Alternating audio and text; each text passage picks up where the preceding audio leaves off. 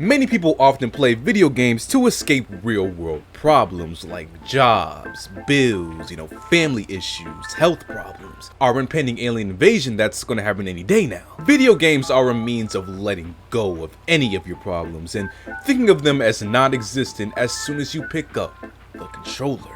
But what if one of the most popular games out right now, and maybe even a game that you play, takes a little inspiration from the troubles of real life and adds a feature that may be a little too realistic, like inflation?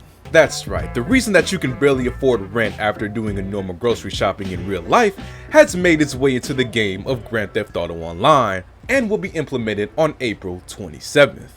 For those that are lucky enough to not know what inflation is, it's the process of the economy getting much more expensive, and it is an overall pain in the ass. Now, Grand Theft Auto Online is known from taking things from real life and sort of twisting it into their game, like how recently they had an update where a character mentioned how gas prices were hiking up in the game while the same thing was happening in real times. This was a cool little nod to our, little real life suffering, but it was mainly used as a story cue to justify why you had to go kill some people, so it was pretty much harmless. But this added inflation to Grand Theft Auto Online has catapulted the prices of various vehicles in the game tremendously, to the point where if you thought you were broke in GTA Online, well, it's about to get even tougher for you if you plan on buying any of these vehicles. Now, before we get into the inflated vehicle prices, it should be noted that they also permanently reduce the prices of some items in the game that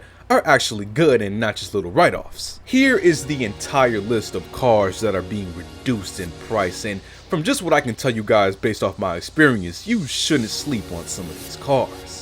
For example, the armored Boxville is one of my more recently purchased vehicles. I've used this junky looking van for the various CEO and VIP work missions, as its turret on the top and slicey dicey wedge in the front has proven itself useful. Now, I wouldn't recommend using this van for anything really heavy, like trying to 1v1 another player or any mission where you need to chase someone, because this bitch is mad slow. This is more of a novelty purchase if you can afford it, but still a good one at that.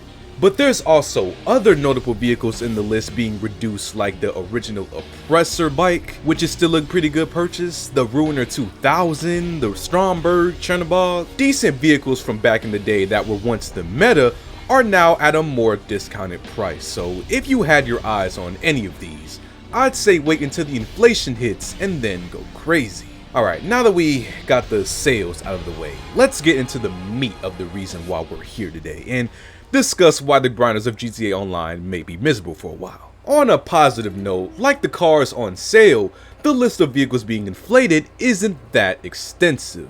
The only downside is, when I say these prices are up, I mean they are up like the movie. Here is the list of the cars being inflated in price, and if you ever played GTA Online for an extended period of time, you know just how crazy these prices are. Like, look at the Deluxo. A car based on the DeLorean from Back to the Future has went from $4.7 million to $5.7 million. Insane. Or the Scramjet being inflated to $4 million. My favorite SUV in the game, the Grainger 3600 LX, went up to $2 million, which is insane because I thought that was a bad purchase. The weaponized Ignis up to $4.5 million, and the holy grail of GTA Online vehicles, the bike that some say ruined the game, being the Oppressor Mark II, has been shot up to $8 million. To put that in perspective, $8 million in-game dollars with Grand Theft Auto translates to $100 in real life.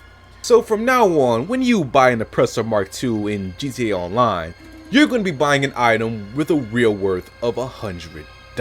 That's something. Now, I own an Oppressor Mark II and the Grainger SUV that I mentioned earlier, so I wonder if selling these vehicles after the 27th will get me more money than if I were to sell them now. Rockstar hasn't gone on to confirm any of that, but if they really want to mirror real life, then the value of these cars should go up and you should be able to get some good money from selling them, especially the Oppressor. Now, as to why Rockstar is doing all this, to their reasoning, it's to keep the growing in-game economy balanced, but you and I both know it's to push people to buy more shark cards, because who really wants to grind GTA anymore? Overall, it's gonna be a crazy time to play GTA Online, so I say take advantage of these prices while you still can.